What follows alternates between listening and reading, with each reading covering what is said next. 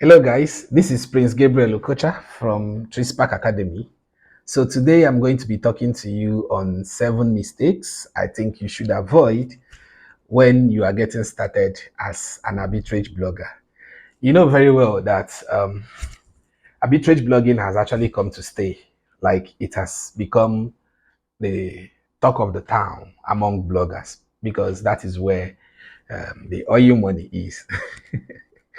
That is where the dollars are. However, if you are not careful about how you go about it, you could dabble into a whole lot of mistakes that may be detrimental to your journey as a blogger, as an Adsense arbitrage blogger, and you may not likely see the results that you expect. So today I'm going to be talking to you on 7 mistakes to avoid when doing Adsense arbitrage blogging. You should listen to it to the end so you get them. All right. So let's say you just started Adsense arbitrage blogging. This is the mistakes I think you should avoid. The first one is the mistake of using a poor hosting service. Now, when I started blogging, I was using our local Nigerian hosting service. There is this particular one. Let me not give them bad market, but the name starts with a D. So I'm not going to complete the name. Those of you who are already watching this and knows this company, you will know this is the company I'm referring to. All right, so I started with this particular hosting, and one day I was just pushing traffic back to my website using messenger chatbots then because that was what actually gave me my first 1 million naira. And I believe anybody who is using chatbots will know how powerful it is.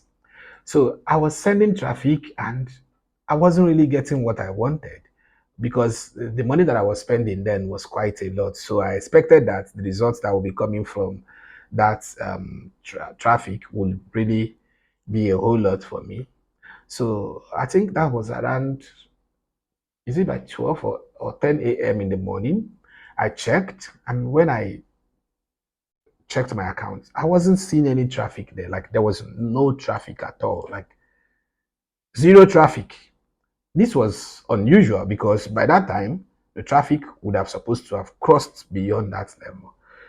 Because the one I was getting before was quite okay. But now imagine when I've gone back, edited my ad budget, added more money on that, expected that by that time, the results would have increased.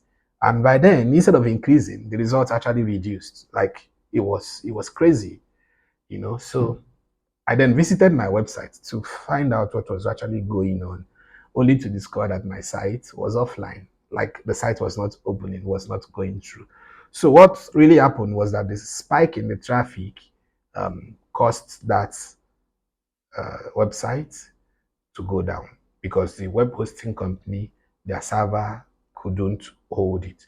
So I've learned from that mistake. I learned from it that same time, that same day it happened. So immediately I worked towards moving my hosting company, moving my website from that hosting to a different one. Of course, I still had my domain name with them because it was registered there and I wasn't really ready to, go through all the process of transfers and all of that. So what I did was to just copy my website file, get a new foreign host, and then moved my files immediately. So the next day, I started running this, and there was no issue at all. My friend Samario remember this very well because we were, partnering together when this thing actually happened. So don't make the mistake of using a poor hosting company. Yes, it's going to be cheap. Most of these cheap web hosting companies don't really offer so much of a great service.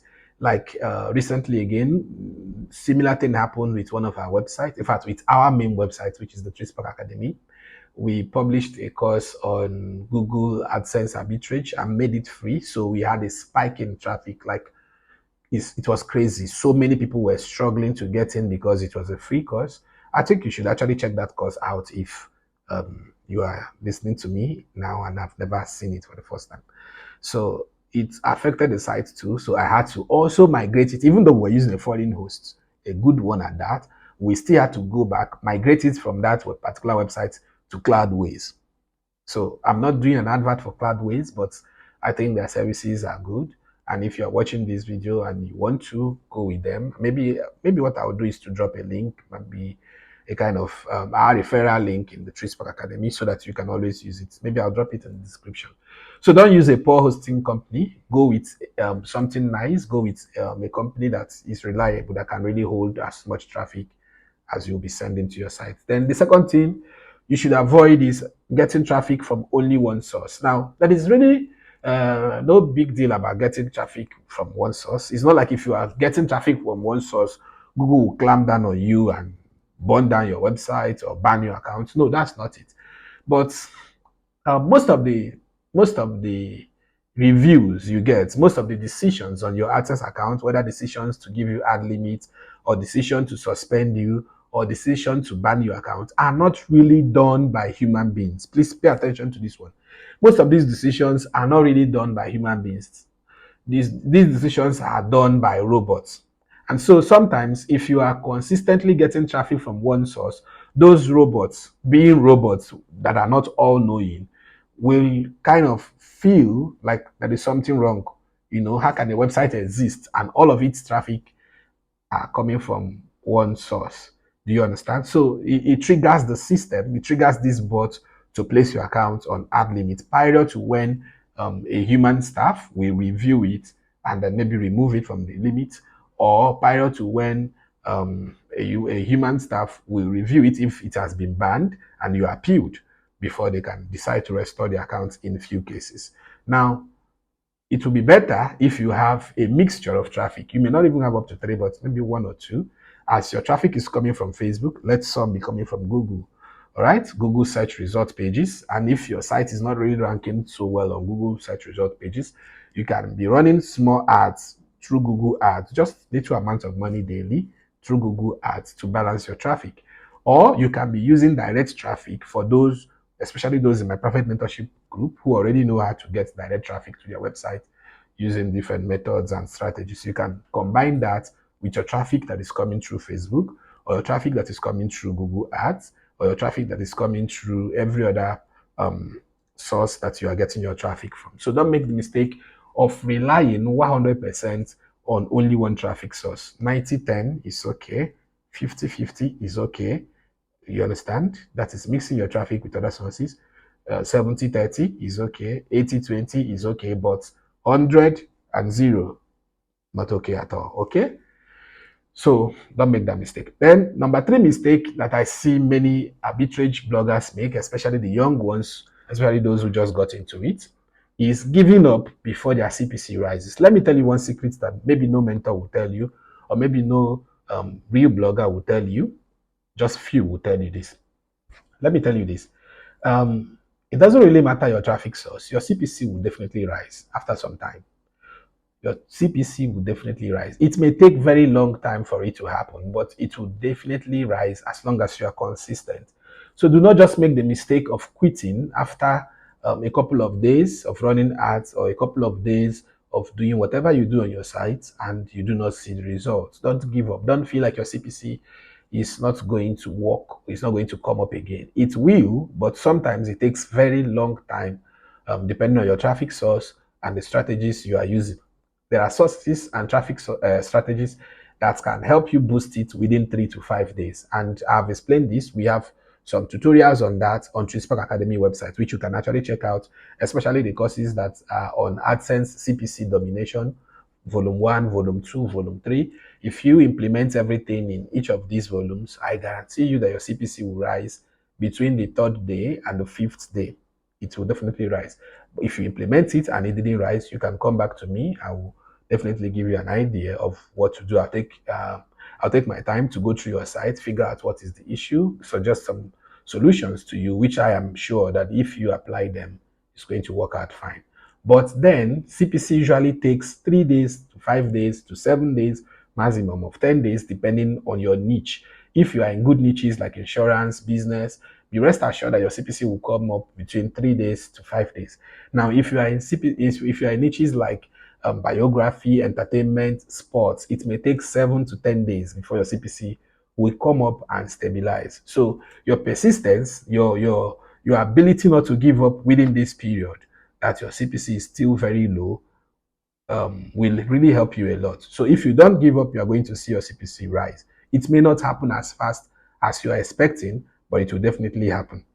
All right, number 4, I've written it down here. I said not checking if there are other users on the AdSense account you just bought. Now, let's just assume that you didn't create the AdSense account yourself. You bought it, including the website you are using, and you didn't go to the admin section, the user section, to check how many admins you have on that account. That's a very bad mistake. The reason is because I've seen some people who bought AdSense accounts, and at the end of the day, when it is closer to the time that they will get paid, the previous users will find a way to remove them and add themselves back, change the account details there, and get paid instead of the people who just bought the account. Apart from that, if you have any issues with them, they can still go back to that admin dashboard section and remove you from there. So what you should do when you are buying an AdSense account, take your time, all right? Take your time, go through the user area, check if there are other users on that same account apart from you. Check if there are other people, especially other other people who have full admin rights. Check to be sure that you are not just a standard user, because there is a difference between a standard admin and a full admin. A standard admin will have access to the website, seeing the website statistics like the earnings and everything. He will have access to seeing several other things, but he cannot change account details. He cannot also add another admin. He cannot do one or two things. So when you are buying an AdSense account, always check and be sure that you are the only admin. If you go to the user section and you see any email address there or any other user there that you do not recognize, that you did not add yourself, the first thing you should do immediately is to remove it before even going back to ask the person who sold the account to you, who is this person? Remove that admin first, then you can now go back to ask the questions. All right?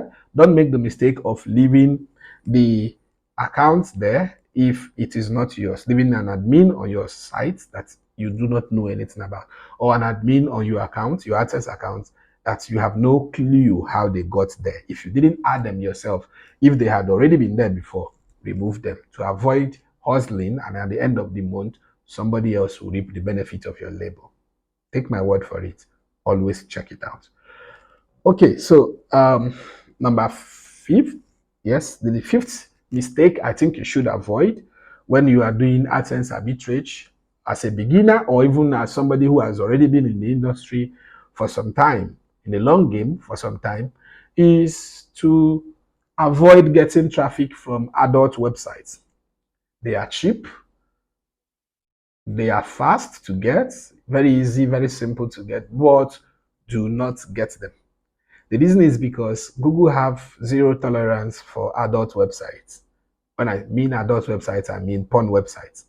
All right. And some of these traffic sources will not even tell you that they are in partnership um, with adult websites.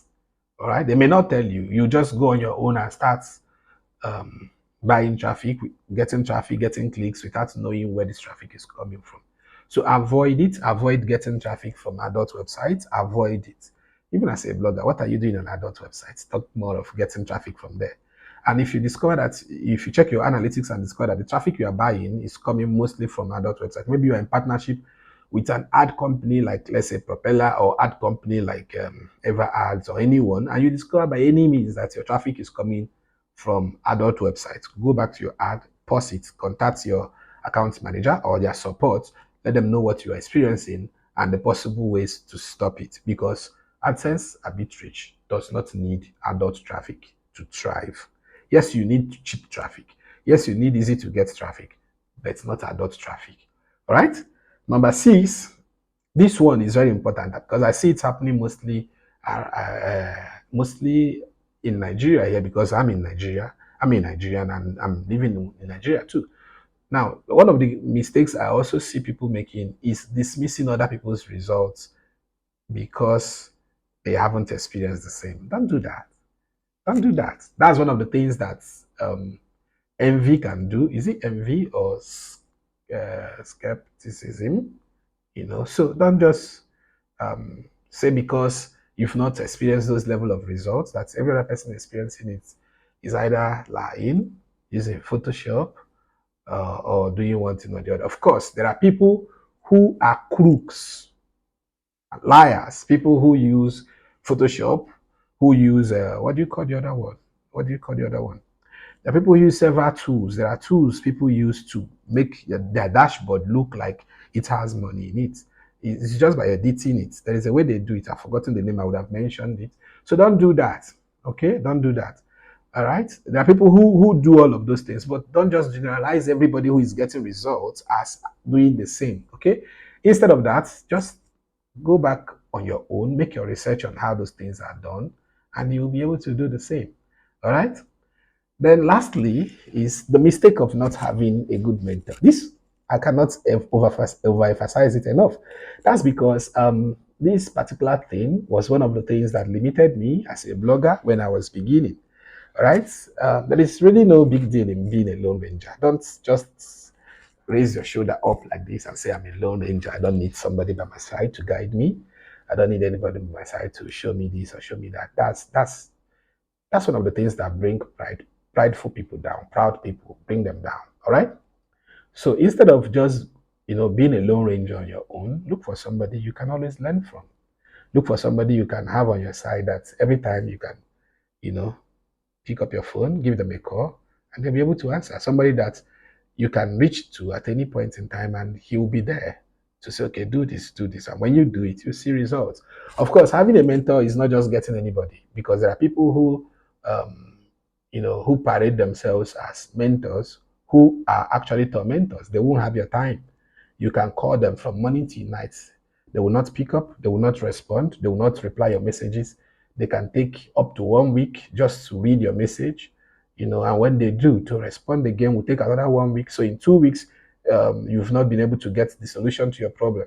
That's not a mentor. That's just somebody who is looking for your money to do one thing or the other that they need it for. You don't need somebody like that.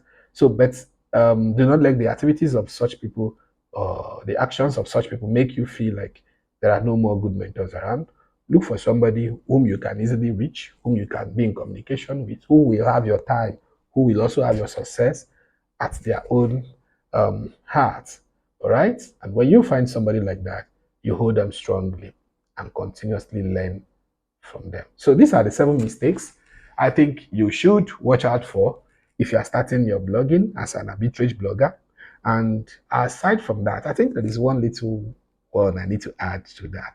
And that little one I need to add to that is the mistake of not following the Trispark Academy on all social platforms. Come on now. We give you back-to-back updates. Why will you not follow us on Facebook, on Twitter, on Instagram, on Threads, and on YouTube, and every other place? So do yourself a favor, go to our YouTube channel, subscribe to Trispark Academy on YouTube, go to our Facebook handles and follow us. Go to every social platform that we exist and follow us there. Aside from that, make sure you are also following Prince Gabriel Okocha Brands on all social platforms. All right? On Facebook, on Twitter, on Instagram, on Threads. And make sure you look out for the blue check, the verified check. All right? So you don't follow a scammer out there. Thank you. See you again next week.